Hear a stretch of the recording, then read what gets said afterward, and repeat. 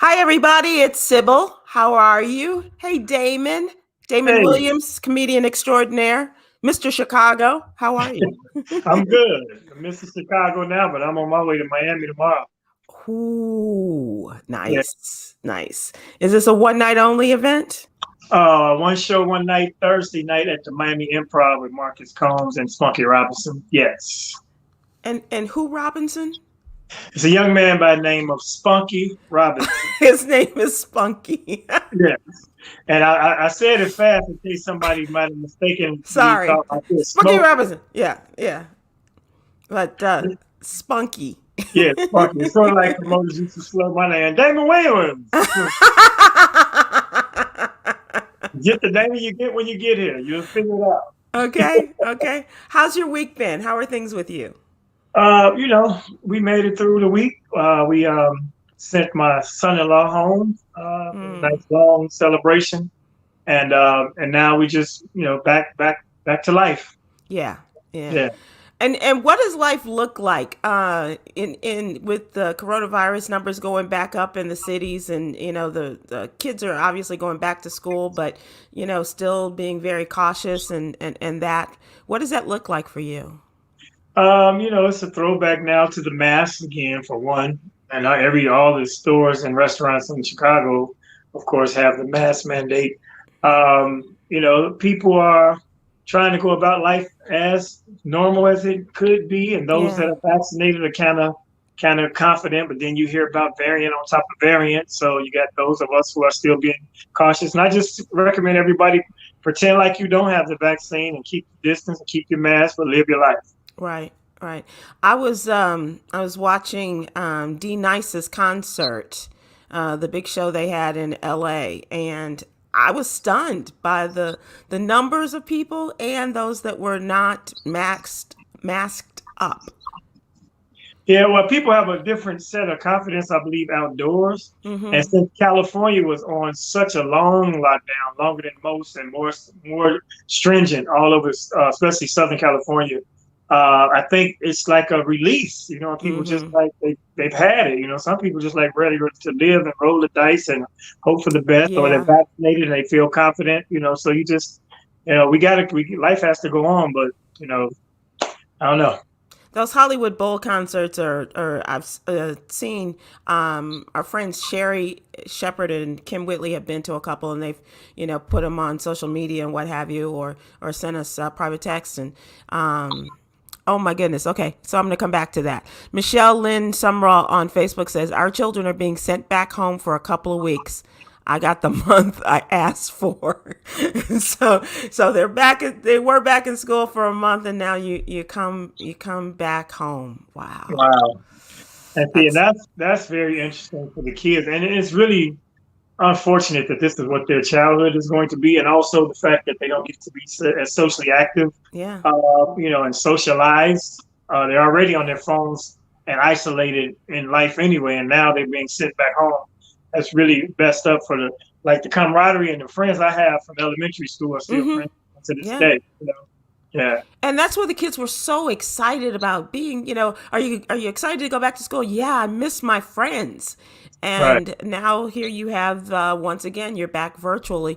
I know that Yolanda's sister, she has four kids, and one, the little boy, is home because somebody in his class, and so his sisters are still going to school, but he's at home, and so it's a weird kind of thing. But on the other hand, there are whole districts in the state of Texas, school districts that have been shut down because of this. Yeah, And and so, since the children are unvaccinated, it only makes kind of sense for them not to be commingling around. And then what the children get, they bring home or they bring on the yeah. school bus. So it's a weird time. But I know I would have been happy to be the one kid at home. In fact, that's what I did. I just stayed on home. Right, right. Right. Which So at the end, after junior year, I'm like, you know what?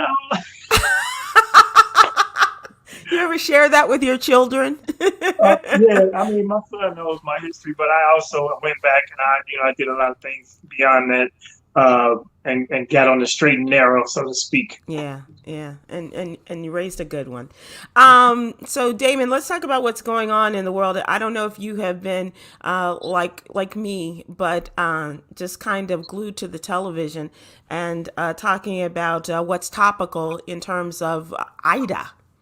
Ida came in as a category 4. I mean, she came in with a vengeance, a category 4, and they say that with such power, such ferocity in terms of the wind and the amount of rain that she brought in, that people are not going to get back to normal for weeks, if not months. Yeah, and God bless New Orleans and Haiti. Yeah. Those two areas have been hit with catastrophic situations, and then they get hit again, and sometimes on the anniversary of the previous event. So, 16 years. Yeah. Hurricane Katrina, and then 16 years later, Ida comes in. And I was in Shreveport either the day before or 2 days before Katrina. So I was in Louisiana, and I heard the warnings to get out, and I experienced some of the rain. I've never been so wet in all of my life, except for my honeymoon. But anyway,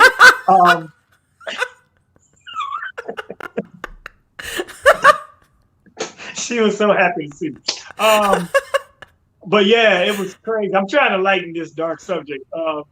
And you're doing a fine job too. Indeed, but to feel the force of those winds and that rain, and to be fortunate to get out, because we were all the way in Freeport. But and they were telling people, if you don't get out today, you're not going anywhere. So right. God bless them, and it is devastating to see it though. Definitely. Yeah. Yeah. I remember during Katrina, Jetta Jones, Miss Dupree, we were out on the road when Katrina hit, and she could not get back home. And that's when she started, when Tom said, you'll just come home with me. And she started living in Dallas, and that was months before she was able to get back. There's nothing like inviting somebody for a couple of days and you don't know.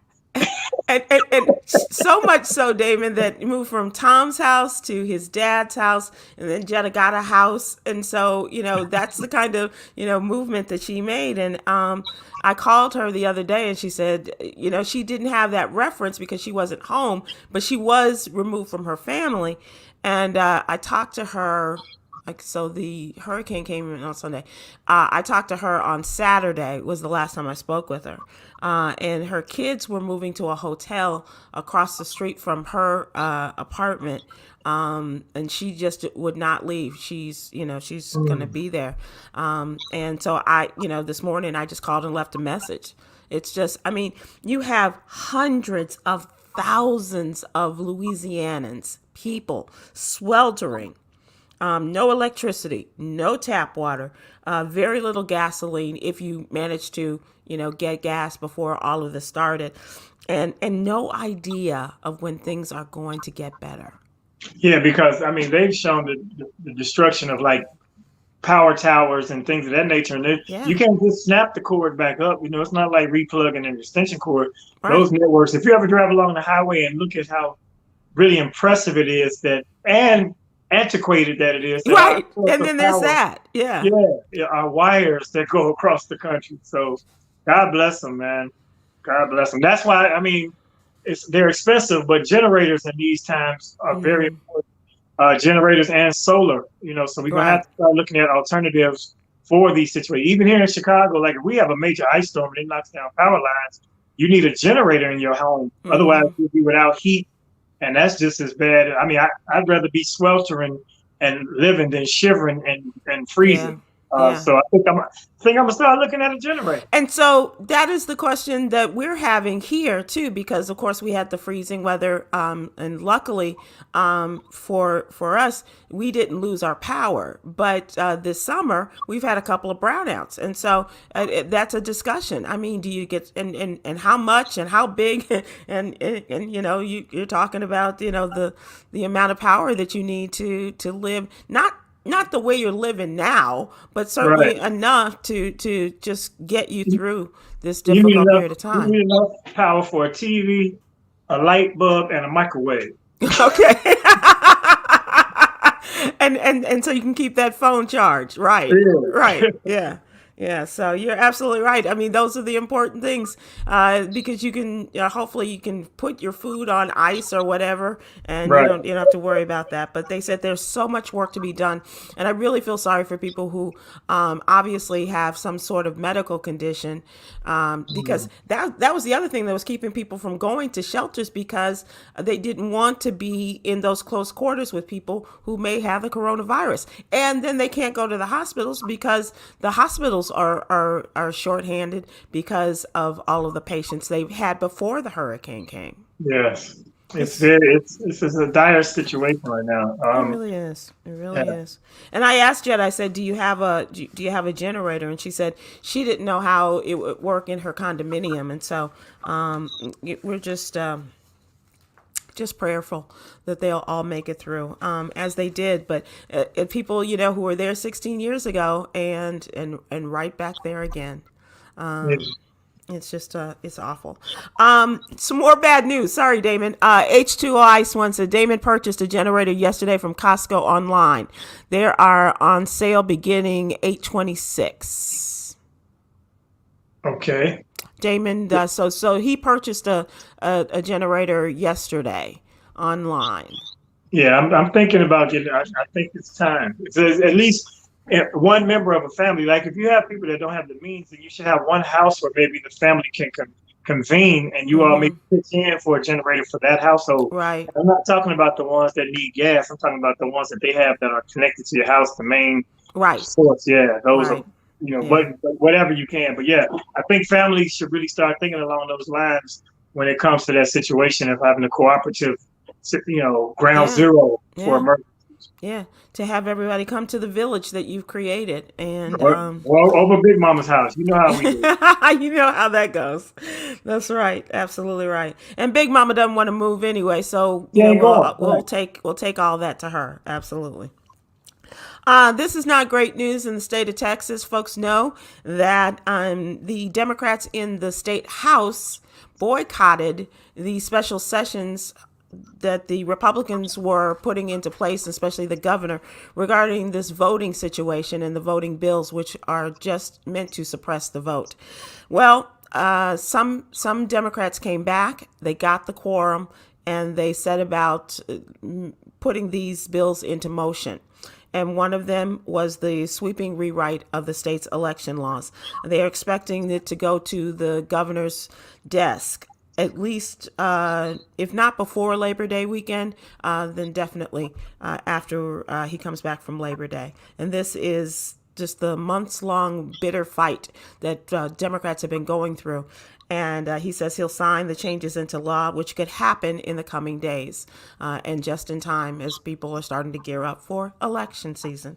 It did not escape the parting round of confrontation between the Senate Republicans and the Democrats and scuffling, they said, and they also a lot of backlash over a number of these things. So Texas, as hard as the House Democrats did try to make some headway and to make some changes in the state, it did not happen. And they were depending upon the federal government. They were depending on the U.S. House and the Senate to produce this, or at least to pass this federal bill that would have superseded all of the state bills. 400 bills, Damon, since January.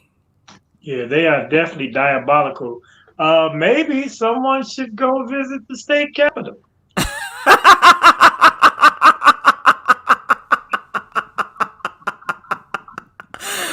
let's see what the power is. The power See how that situation goes. is there. Yeah. Hoping to talk to our state representative Jasmine Crockett.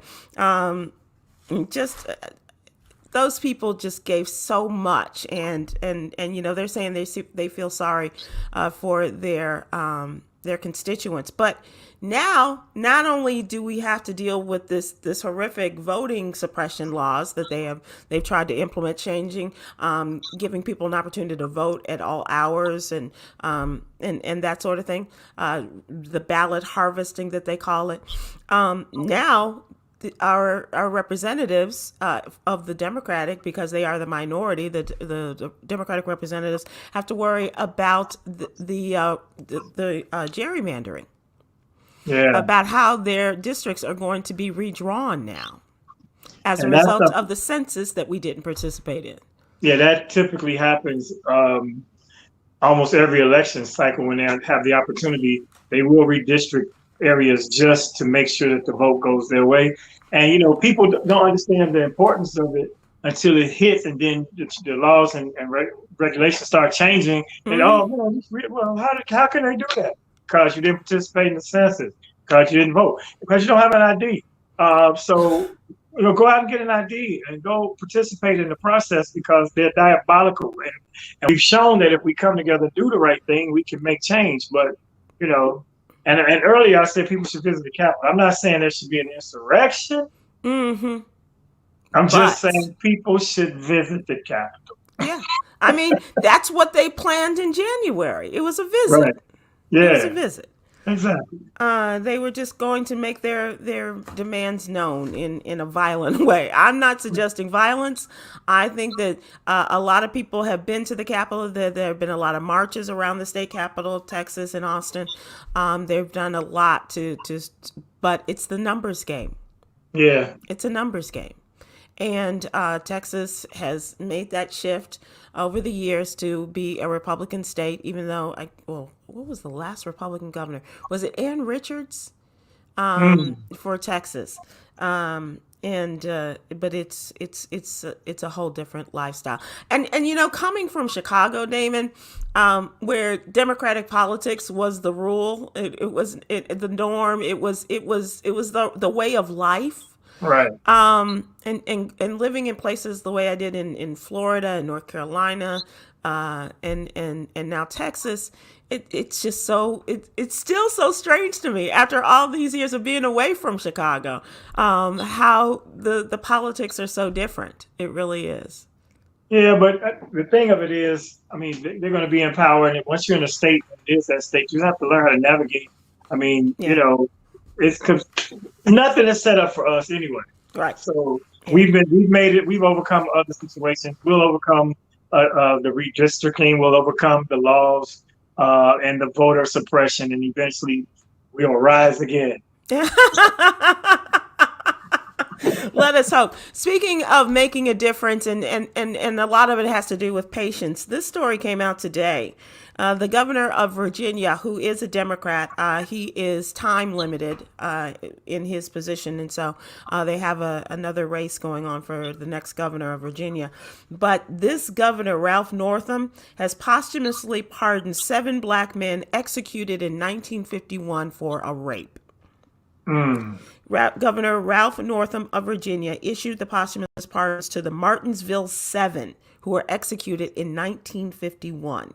He granted the pardon after years of outrage over the execution of Frank Hairston Jr., Booker T. Milner, Francis DeSales Grayson, Howard Lee Hairston, James Luther Hairston, oh my God, Joe Henry Hampton, and John Claiborne Taylor. Obviously, we see some relationships there and familial. The black men were all convicted for raping a white woman named Ruby Stroud Floyd, January of 1949. And at the time, rape was a capital offense. All the men convicted sentenced to the electric chair within 8 days by an all-white jury. And now here we are, 70 years later. 70 years later, they got a posthumous pardon. And they're posthumously pardoning because their innocence was proven? The case drew years of criticism, and they said none of them had legal representation. The confessions they signed, while others were impaired at the time of their arrest, and they say that that it was proven that they had not committed this crime. That the men were convicted and killed because they were black. Who did tear Ruby off to the point where she thought 7 black men did? I don't know. It's the question. One man, his name is James Walter Grayson. He was 4 years old when authorities knocked on the door and took his father away. And he said he was present as Northam informed the descendants that they would be pardoned. He says it just means so much to me. His entire life. Wow. Yeah. Yeah. So that's a good thing. It's a bit frustrating, but that's how it ended up. But oh God. But there's still, I mean, we're still doing stories like that just about every day. Just about every day. Yep. People who have been wrongfully accused and convicted of these situations. All right. So, Damon, now it's time for us to talk about what's really going on. And I must preface this by saying, because I put this question out here because of Jay, not because of you, but I think that you have an interesting perspective on this. And so my question today is, and I'm asking people to join us online here and tell us, how angry are you and what are you angry about? And I will tell you why. A number of things. I mean, we've seen all of the craziness going on, right? But just most recently, just in the last couple of days with Ida, there's a really great young Black reporter on NBC. His name is Shaquille Brewster. And Shaquille has done incredible work. He really should be lauded and awarded for his work. He spent the entire year, it seems like, from May of last year to the April of this year, covering the George Floyd situation, from the murder all the way to the trial, okay, and the end of the trial. And then they send him somewhere else. There's another hotbed of activity and so forth and so on. So he's everywhere. It's like they don't have any other reporters besides those on Capitol Hill. So Shaquille is a bright young Black man, and he's now on the scene in Gulfport, Mississippi, awaiting the storm. And so he's telling how people aren't really, they're just kind of moving around. Nobody's really very concerned about, what's going on.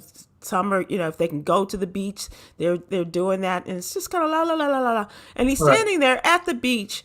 And so at one point he says, I'm going to have to move around because people are getting a little excited here.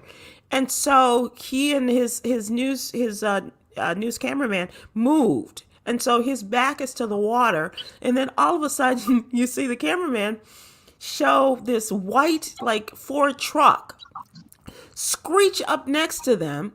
And a heavy-set white man jumps out of the truck, and he comes running for Shaquille Brewster. And it's like, dude, what are you doing? Why? And I never got a sense of why he was so angry at this young man just doing his job. Right.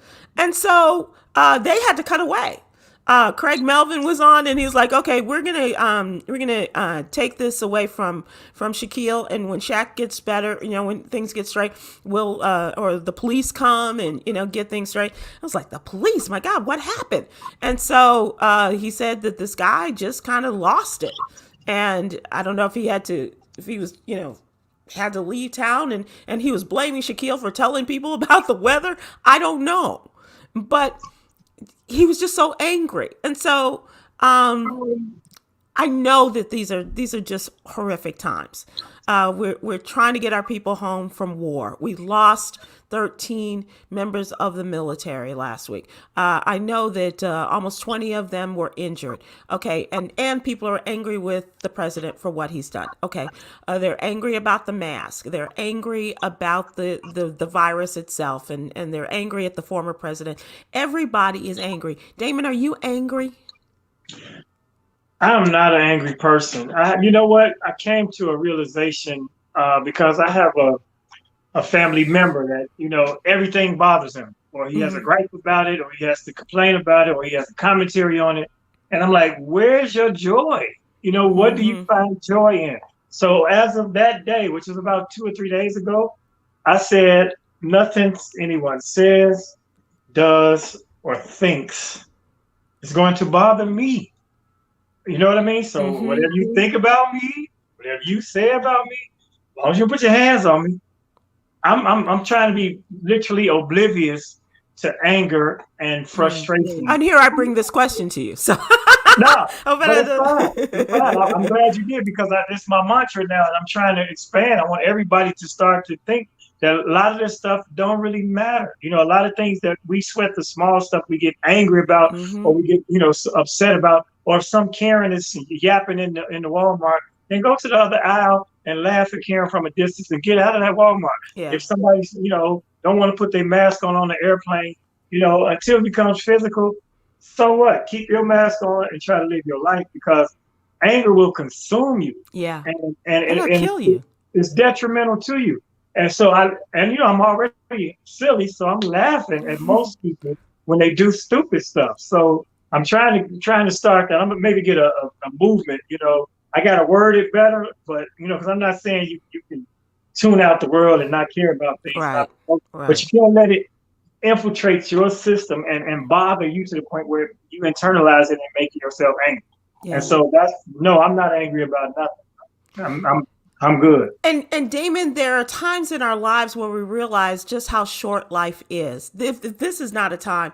Certainly, we have personal moments in which we are just kind of knocked over the head with, you're here 1 minute and gone the next. Yes. And my prayer always, and I'm still not succeeding in this, I don't think, but my prayer has been to be present.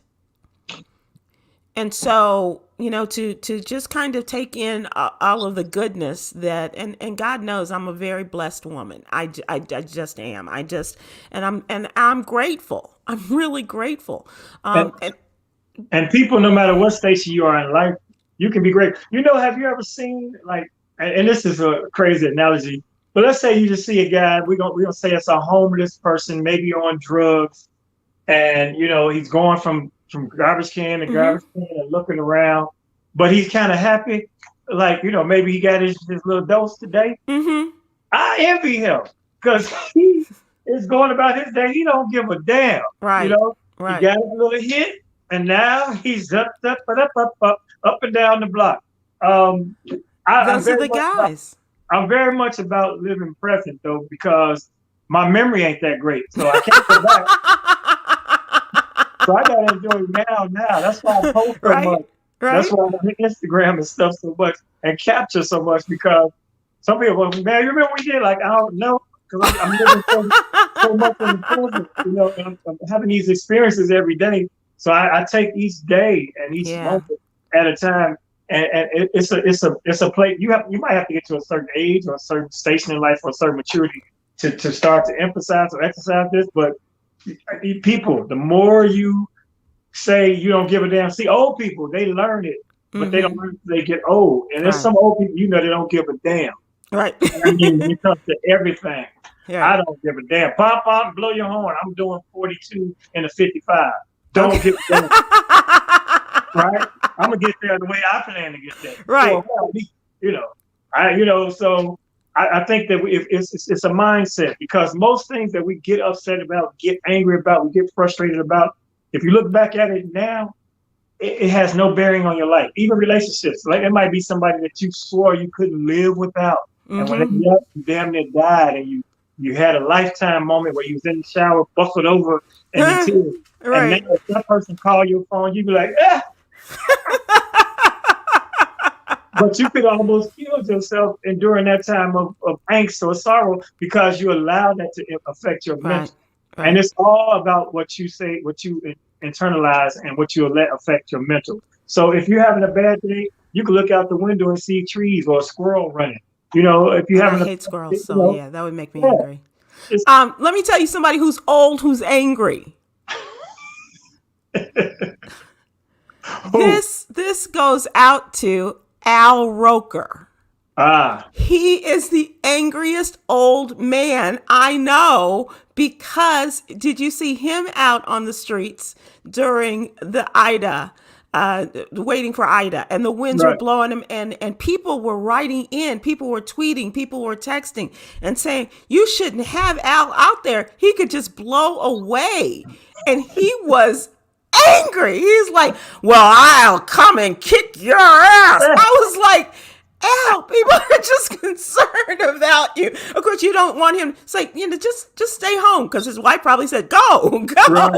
Right. But he was so angry. And this isn't the first time, but this was a level of anger that I could not imagine. And I heard, I didn't look it up. Juanita told me about out there and snapping out because he was in the storm coverage.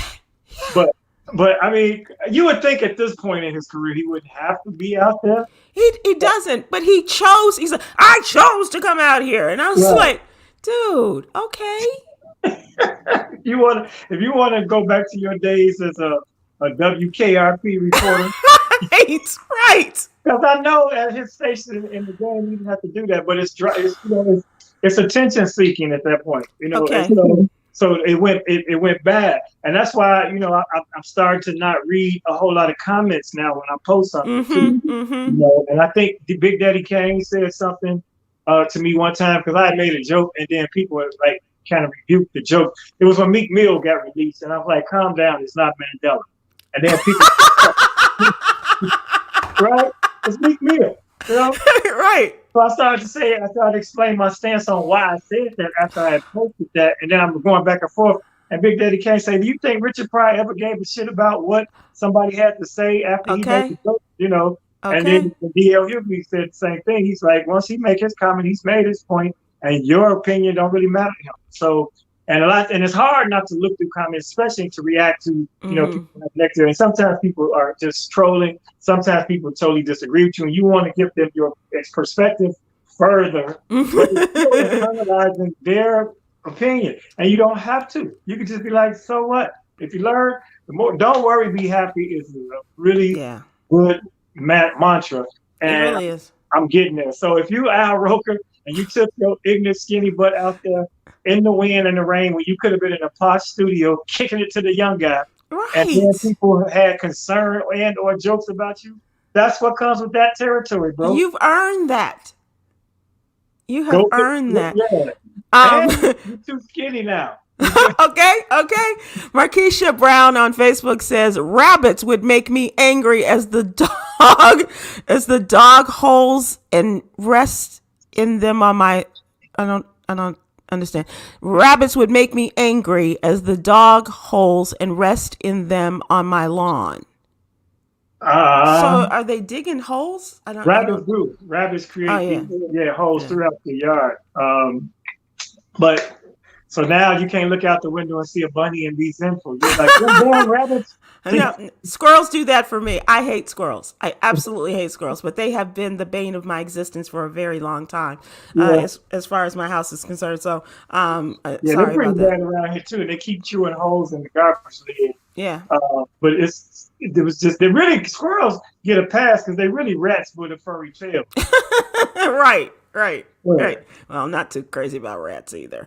But I do appreciate your perspective on this, and I'm glad that because you really are one of the coolest cats I know. You like Stuart Scott used to say, as cool as the other side of the pillow. It just doesn't seem that anything just pushes your buttons that way, as opposed to somebody like J. Anthony Brown. You just keep doing, you can do this and do this.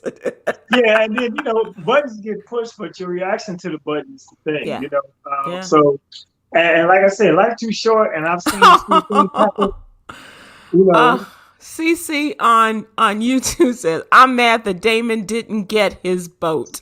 See? You trying to push that button? Hey. I ain't have time to ride through summer anyway. but Susie, really and truly, you do know that you're trying to test my new philosophy. Yep, he's testing you. But you know what? I didn't snap out. I ain't even going to check on that dude. I didn't curse him out. I didn't call him, and he still has my boat. Wow.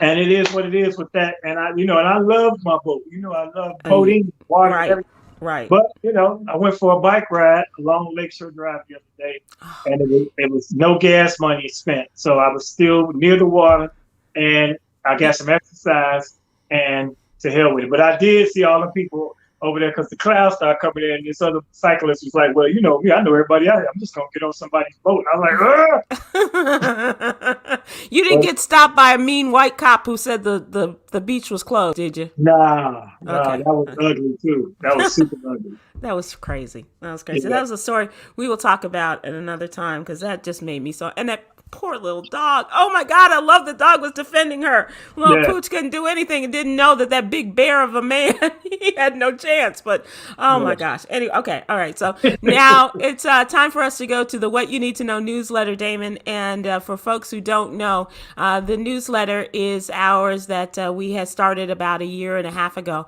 This is an opportunity for us to keep news about and for the African American community in our focus, in our sights. And if you would like to participate with us and be a subscriber, it's absolutely free. Please go to SybilWilkes.com, just like it says there on that side right there. Please go to SybilWilkes.com and sign up, and it'll be in your email box every Monday through Friday morning.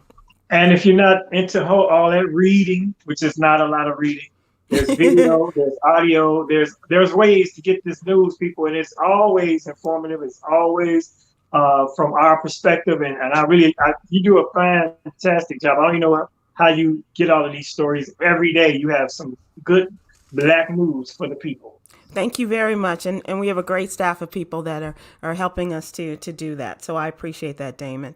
Of course, everybody knows that the 20-year war in Afghanistan came to a close. This is 20 years.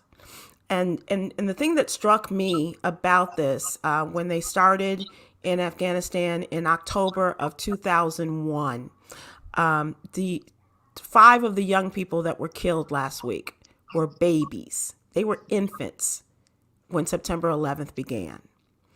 They were 20 years old, and their return to this country was not the way that anyone would have wanted it.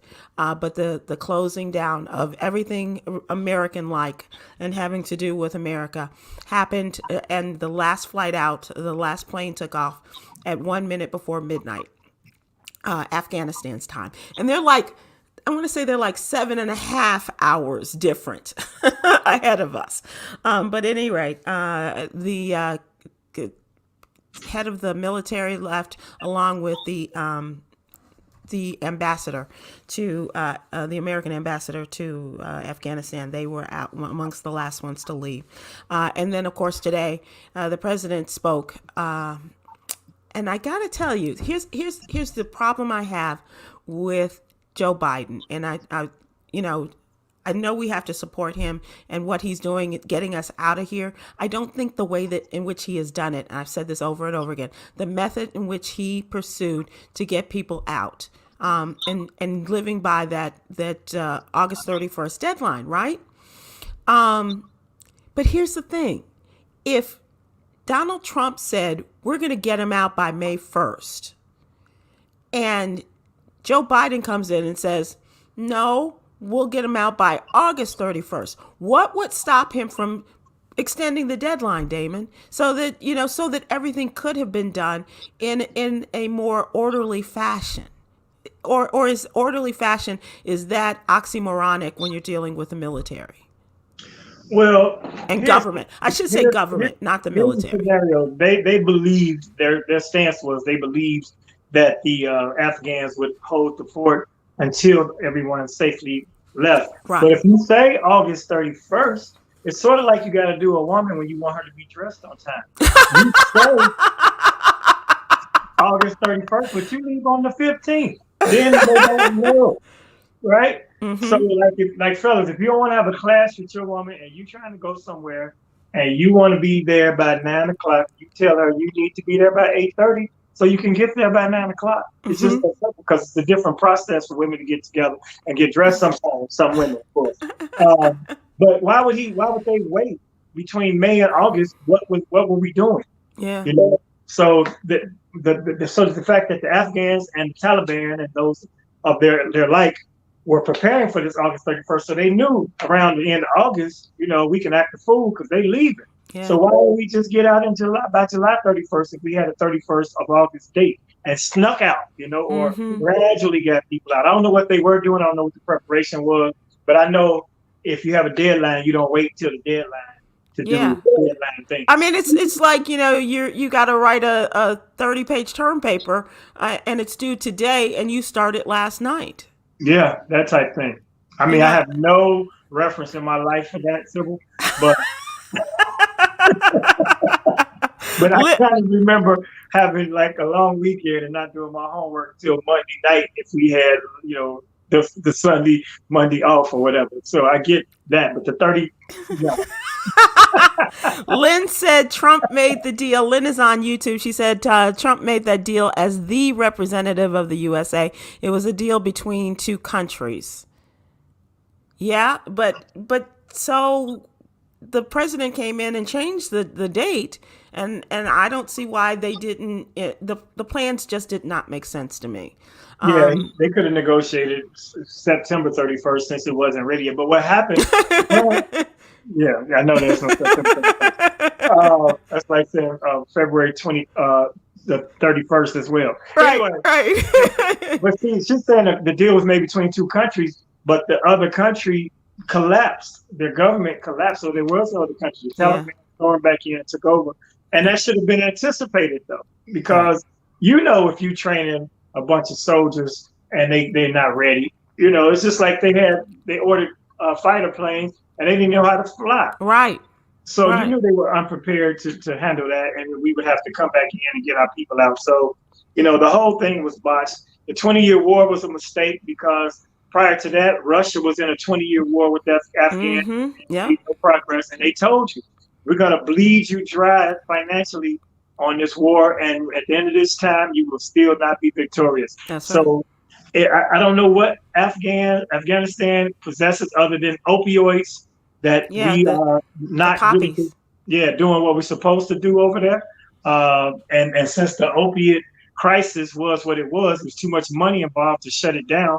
And even if it's used for good prescriptions, it wasn't worth allowing this war to take place and our soldiers to die and our people to be over there for all this time to accomplish really nothing. Yeah. Yeah. And so many people have, gone back and you've seen this, that this is just not a good idea. And they were booed. They were, they were castigated. But it is just, it's just a horrible way to end this. Tanya Perry on YouTube says, no matter how it was done, it was not going to be easy. You're right. You're right. Exactly. But it could have been sneaky. That's my point. Yeah. Yeah. We need to sneak out. And it's not as if Joe Biden didn't understand that whole thing with the wife. He knew, just tell him the time, and then, we'll work it out so that it's different. Okay. Yeah. H2O Ice on YouTube says the execution of the plans were flawed. I feel like Joe Biden was set up to fail. Okay. All right. Well, see, but that's the thing, though. You say that, and it's really not on the president because the military leaders have been throughout all of these administrations. So it really falls on the military leaders who had to actually execute the plan. And so those people are career military people. And I'm not trying to bash the military. I'm just saying our bureaucracy and the structure of our military is too big and massive. It's overblown. It's a lot of the waste, a lot of fat. And a lot of people are not doing what they're supposed to be doing, apparently, because this should have been a no-brainer of getting those people out if you had this much notice in advance to try to do it, in my humble opinion. Right. And helping other people get out, too. Yeah. And thank you, George Wallace. He says it's war. War is never pretty. It's over. It's not over, George. It's not. Because here's the other thing. And we can talk about this when George is on this week. But this isn't over because it's still going to be a part of next year's midterm elections. This is going to go on as long as the Republicans can make it look like Joe Biden has failed and make it a part of, continuing the big lie. Yeah. It's going to be with us. And his administration is going to pay the price for this in next November. Absolutely. Well, I mean, they look for anything, any chip in the armor. As far as Joe goes, and to be honest, Joe might be like, well, you know what? I can go back and lay down somewhere. Y'all can, right. Y'all can have this, man. Ain't no way at 80 years old or close to 80, he want to be dealing with all this anyway. I thank God he came out of where he was to do this, and now that he's out, he can get the things done and go lay back down. Even though I'm not really confident that our vice president is ready to step in right now either. Well, they're showing a lot of chinks in her armor too, and so it is. Somebody said that the Democrats should invoke the 25th Amendment for Biden, and while they're at it, invoke it then again after Harris gets into office and get her out of there. It's like, because they just want them both to go, and they are showing every opportunity to show that they don't feel as though she's ready for this job. So then it would fall on Pelosi, maybe, and then it would go to the Speaker of the House. And then you got another 80-year-old. Right. We need about, not the 25th. We need 100 amendments, 425. And keep going and going and going. Right. Yeah. Yeah. So. Yeah, but it's, they hate the party. They hate that they lost, and so they'll take it out on anyone. So speaking of the Democrats, the majority whip is Jim Clyburn of South Carolina. This is our second story, and this is Cam's story. He talks about the fact that the Democrats have extended an olive branch in an effort to get the Voting Rights Act bills passed. And so there's the For the People Act, there's the John Lewis Voting Advancement Act. And so one of the things that they are willing to forego is the government ID situation. And the Republicans demand that we have government IDs. The Republicans are saying, nope, you can't have a bill from your house. You can't have a student ID. You must have a government issued ID. And so the Democrats are like, so will that get us the bills? Can we pass them then? And so if that's it, come on, let's do it. Let's go. If that is the least of our worries, let's go get those government IDs. I know you don't want the government all in your business, but or the fact that your license is expired, 10 years ago. But come on, if this will get us to get these bills enacted, then let's do it. Yeah, and sadly, while we're a majority, this shouldn't even be an issue. Right. This should be like plowed through like they used to plow through everything they wanted to do. With McConnell in charge and having a majority. So, so what are we going to do? What is we going to do? What is we going to do? We have to keep our joy. We have to keep our joy, and we have to keep working and moving forward. Because watching the March on Washington last week, 58 years ago, and where are we? How far have we come? Well, I can't look at the distance. I just gotta, how far we've come, how far we have to go. I just have to keep my head down and just keep pushing ahead and pushing forward. Indeed. And then, it's kind of sad because as we make advancements, and we've advanced, we've pushed the finish line a little, of course, further back, but some of our people are regressing, and so as we move along, we're being pulled back by our own. I mean, it's a lot of things that are taking place, that are not funny in our communities. And, we got to clean up our own house too. Even if we have all these voting rights and these other things, if we got people that are not keeping up and pulling their load, we have a. Yeah, we do. Yeah. We still got a lot of work. We got issues. We got work. Yep. Yeah. Issues for real. All right, Damon, I saved this story for you because as a former business owner of a Subway shop, I want to know your thoughts on the city of Chicago suing the food delivery companies of DoorDash and Grubhub, saying that they were cheating people, that they were overcharging, and a lot of things that they were doing were just not right. Yeah, and even the fact that they were using, you tip the driver and they're not giving them the tips. That bothers me the most because I felt like those people kept us alive during the pandemic. And any driver or anybody that was out when we were still scared, we didn't know, we had no vaccines, and they were running up to your doorstep and dropping you off your burgers and your food, and you could just go back and watch your game. And here it was winter too, and they was dealing with the snow. And so you put the extra tip on and then they didn't get it. Man, that's terrible. Plus, it makes them might want to sabotage your food, That So was my thought too. yeah, Oh, they tape it. They staple it. yeah. Well, they're not stapled by a robot. A person stapled that after they ate 7 of your fries. Right. Um, Right. so I feel like that's really. I hope all the power that be is, and they penalize those companies for that, because we might be going back in again, and we're going to need drivers. It's already hard to get people to work. I Right. know unemployment is ramping up, ramping down, about to go away. So that might change. But anybody that was out there delivering and getting us our food to keep us alive should have been compensated properly. And anybody that did anything against those people should be penalized. Right. Exactly. It's just Yep. we're at the mercy of so many. Let's just do the right thing.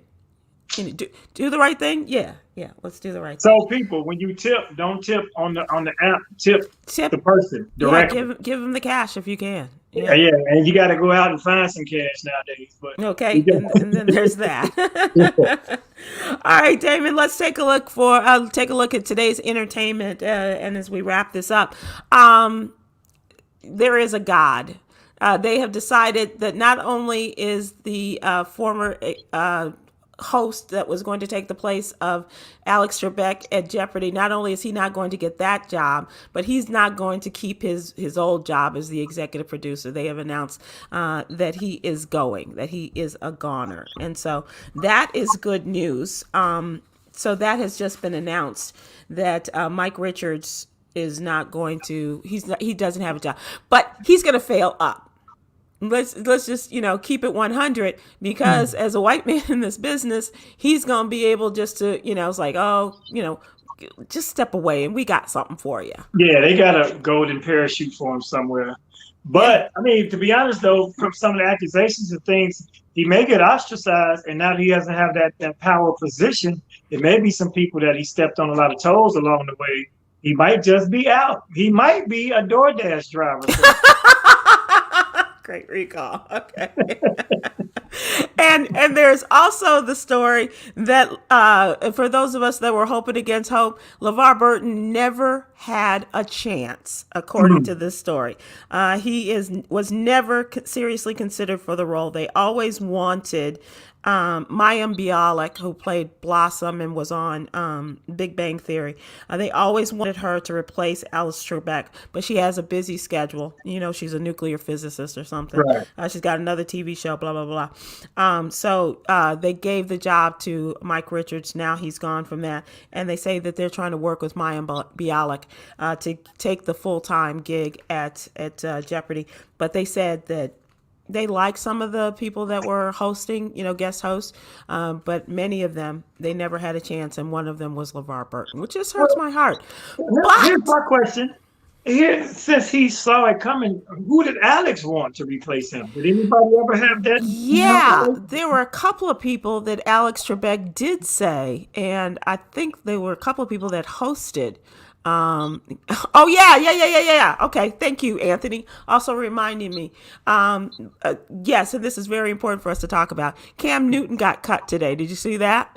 I did not. Yes. Thank you, Anthony, for the reminder on Facebook. Yeah, Cam Newton got cut, and they're blaming it on the COVID.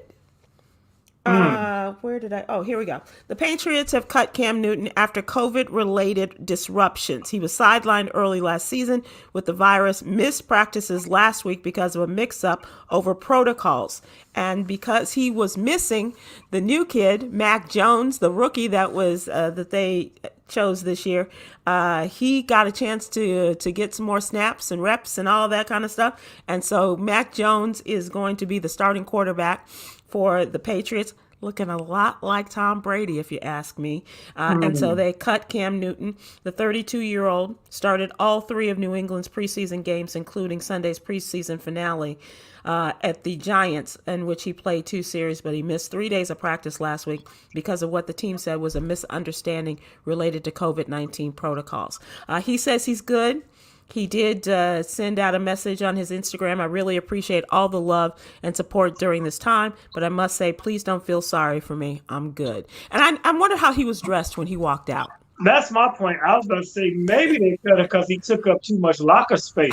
Maybe he had 3 walls worth of outfits in there, and the team players was like, "Man, we gotta get this dude out of here. Where am I putting my cleats?" But that's surprising news. I thought he had settled in pretty well. I did too. Yeah, had a good relationship with the coach and the scheme and the players. As a matter of fact, I read something about that being well liked around the locker room.